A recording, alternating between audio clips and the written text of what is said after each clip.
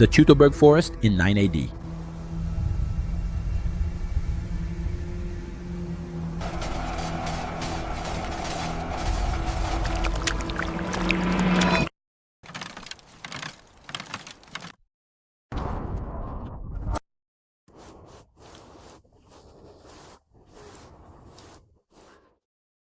Imagine the scene. You are a soldier in the most powerful army the world has ever known.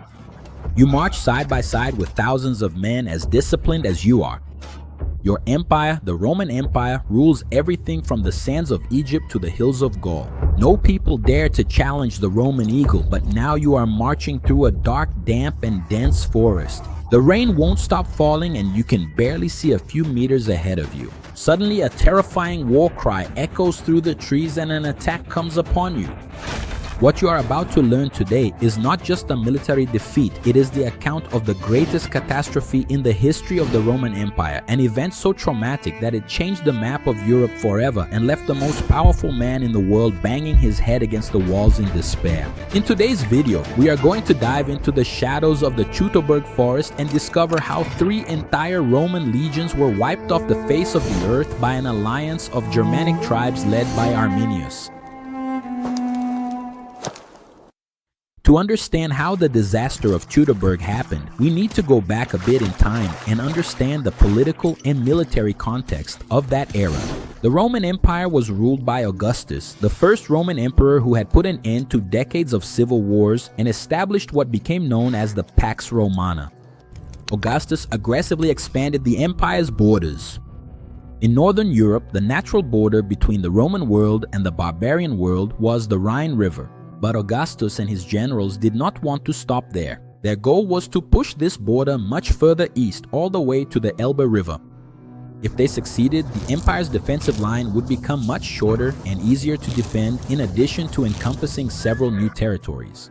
For years, great Roman generals like Drusus and the future emperor Tiberius led massive armies into Germania. They fought, built forts, paved roads over swamps, and forged alliances with various local tribes. At the beginning of the 1st century AD, Rome believed that Germania had been pacified. They thought that the phase of war was over and that the phase of Romanization had begun. Roman merchants were already traveling through these lands, selling goods and establishing markets. The empire believed that the Germanic peoples were gradually being tamed. It was with this mindset of peace that Augustus sent a new governor to the region, Publius Quinctilius Varus. Varus was not a very experienced general. He was an aristocrat and a relative of Augustus by marriage. He had been governor of the wealthy province of Syria, where he was used to dealing with a submissive population, collecting high taxes, and becoming wealthy. Varus treated the Germanic peoples not as proud and dangerous warriors, but as conquered subjects. He began to levy heavy taxes and impose Roman laws on local disputes, forcing the Germanic people to resolve their issues in Roman courts instead of using their traditional laws. For a people who valued freedom above all else, this was an unbearable humiliation. But the Germanic peoples were not a united people. They were divided into dozens of different tribes, such as the Cherusci, the Bructeri, the Chauci, and the Marsi, who often fought among themselves. Rome knew this and used the old tactic of divide and conquer. In addition, Rome had the custom of taking the sons of tribal chiefs and bringing them to Rome. This served as a guarantee of good behavior, but it also served to educate these youths in the Roman way of life, turning them into allies when they returned home to rule their tribes. One of these youths was a prince from the Cherusci tribe. The Romans called him Arminius. Arminius had been taken to Rome, learned to speak Latin fluently, received Roman citizenship, and even the coveted status of Roman knight. He joined the Roman army and commanded Germanic auxiliary troops, fighting alongside the legions in distant campaigns. Arminius was considered the perfect example of the success of Romanization. He ate and drank with the Romans and knew perfectly well how the Roman army fought. He knew how the legions were organized, knew their strengths, and most importantly, knew all their weaknesses. When Arminius returned to Germania, he became one of Governor Varus's trusted advisors. They dined together in the same tent, but beneath this mask of loyalty, Arminius was boiling with hatred as he watched his people being treated like slaves. Secretly, he began to use his influence to unite the rival Germanic tribes into a great alliance to drive out the Romans once and for all. Arminius did not have the advantage of an organized society to conspire in secret. He had to travel from tribe to tribe through the forest, convincing rival chiefs to forget their feuds and unite against the invader. Then Arminius set up the perfect trap. At the end of the summer of the year 9 after Christ, Varus was in his summer camps deep inside Germania, well to the east of the Rhine River. The campaign season was ending, and it was time to take the army back to the winter camps closer to the safety of the Rhine. Varus commanded 3 entire legions. In addition, he had several auxiliary troops and 3 cavalry squadrons. It was a formidable force, totaling perhaps 20 to 30,000 armed men. But this was not an army ready for rapid combat. Since Varus believed he was marching in times of peace, the military column was burdened with a gigantic baggage train. There were wagons full of furniture, supplies, merchants, slaves, and even the soldiers, women, and children. The line of people and wagons stretched for kilometers. It was then that Arminius put his plan into action. He reported to Varus that a small rebellion had broken out in a tribe a little further north of the main route. Arminius suggested that Varus make a small detour to crush these rebels on the way home. Since Varus blindly trusted the young prince, he agreed. But not all the Germanic people were on Arminius' side. There was another tribal chief named Segestes who deeply hated Arminius. The reason was not just political, it was personal. Arminius had fallen in love with Segestes' daughter, a young woman named Thusnelda.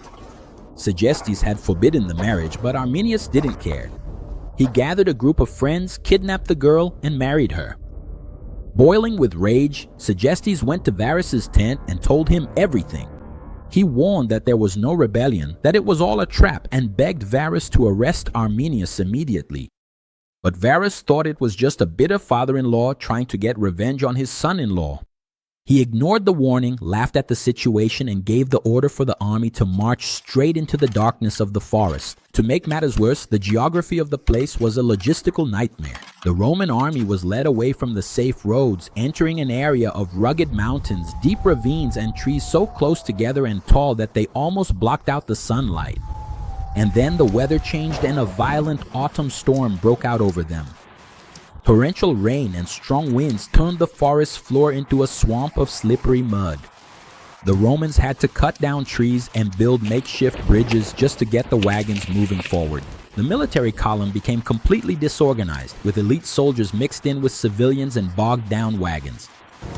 It was exactly at that moment, at the height of the chaos and the storm, that Arminius told Varus he would ride ahead with his warriors to make sure the path was safe. Varus allowed him to do so.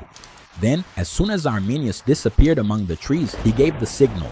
Thousands of Germanic warriors emerged from their hiding places on the hilltops and among the bushes. At first, they did not engage in hand-to-hand combat. They knew that fighting Roman legionaries head-on was suicide. Instead, they used the advantage of the terrain and began to rain spears, javelins, and slingshot stones down on the Roman column that was squeezed into the narrow path. The Romans were caught in total panic, and the constant rain was fatal for them. The large wooden and leather shields absorbed water and became too heavy to lift. The most organized army in the world had been reduced to a blind and trapped mob. Many soldiers died in the first hours of the attack, but the rigorous Roman training prevailed. Amid the desperate cries of the centurions, the survivors managed to make space, repel the initial attacks, and by the end of the day build a fortified camp in the middle of the woods, digging trenches and erecting wooden palisades.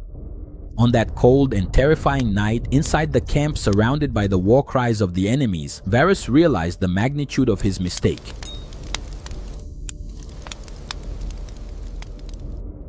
On the second day, the Romans burned and abandoned almost all of their baggage wagons and left behind everything that was not essential. The idea was to march faster and try to reach open ground.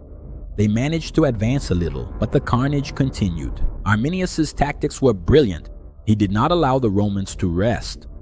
The attacks were constant, guerrilla style, striking and then retreating. On the third day, the Roman army was already shattered, exhausted, sleepless, hungry, and full of wounded men. and the march led them to the worst possible place, a coastal plain with a small chain of hills. Between the base of a wooded hill and a vast deep swamp, there was a strip of sandy land. In some places, this strip of land was so narrow that only 4 men could march side by side. That was where the survivors were driven, but Arminius was already waiting for them. The Germanic tribes had built a camouflaged wall of earth, wood, and stones along the hillside. When the Romans entered this corridor of death, Arminius's warriors attacked from behind that wall. The Roman infantry tried to climb the waterlogged hill to take the wall, but they slipped in the mud and were easily cut down. The Roman cavalry, in an act of desperation and cowardice, tried to escape by galloping through the mud, but they were surrounded and annihilated. With no way out, no reinforcements, and his army being massacred, Varus made the only decision left to a defeated Roman aristocrat. To avoid the shame of being captured alive and tortured, Varus drew his sword, plunged it into his own chest, and took his own life. Several of his commanders followed his example and took their own lives. Others, seeing the general dead, simply threw their weapons to the ground and surrendered, begging for mercy. But mercy was the last thing the Germans had to offer. What followed was not a battle, it was a slaughterhouse. The tribes descended from the hills and annihilated the 3 Roman legions. Of the 20,000 to 30,000 men and civilians who entered the Teutoburg Forest, very few managed to escape alive to tell the tale. The real horror came after the swords stopped clashing. The captured Romans were not turned into ordinary slaves. The Germanic tribes separated the centurions and high-ranking officers. In the midst of the sacred dark woods, they erected macabre altars to their gods of war whom they believed had sent storms to help them. At these altars, the Roman officers were killed in sacrificial rituals. The golden eagle standards of the 3 legions were captured and taken as priceless trophies by the tribes. Varus's body was found by the warriors in the middle of the mud. They dug him up, cut off the governor's head, and Arminius sent this decapitated head as a gift to Maroboduus, the powerful king of the Marcomanni tribe, as an invitation for him to join the war against Rome. However, Maroboduus recognized the danger, refused the alliance, and sent Varus's head to Rome so that it could receive a proper burial. When news of the massacre reached the city of Rome, the shock was absolute. The population went into total panic. There was no longer any army in the north to defend Italy. The Romans believed that at any moment a horde of Germanic barbarians would cross the Alps and sack the city, as had happened centuries before. Emperor Augustus, the most powerful man on the planet, was devastated. He ordered the city to be patrolled to prevent riots and began an emergency force recruitment, going so far as to buy slaves, free them, and arm them to form new troops. The old emperor's mental state collapsed. Historians of the time report that Augustus let his hair and beard grow for months as a sign of deep mourning. He wandered through the corridors of his palace like a ghost, banging his head against the doors and crying out in agony the phrase that became immortalized in history: "Quintilius Varus, give me back my legions." As a sign of the deep trauma this event caused in the Roman mindset, the numbers 17, 18, and 19, which were the numbers of the defeated legions, were never again used to name any Roman legion. It was as if those numbers were forever cursed. The dream of conquering Germania up to the Elbe River died there. Tiberius, who would soon become the new emperor, rushed to the Rhine River and reinforced the frontier. The boundary of the Roman Empire in Europe was set. From that day on, the Rhine River would be the barrier between the Roman Empire and the barbarian world. But the Romans never forgave and never forgot the humiliation that Arminius inflicted upon them. So if you enjoyed this video, don't forget to leave your like and also subscribe to our channel. And I'll leave another video suggestion here on the side for you to watch. So I'll see you in the next video.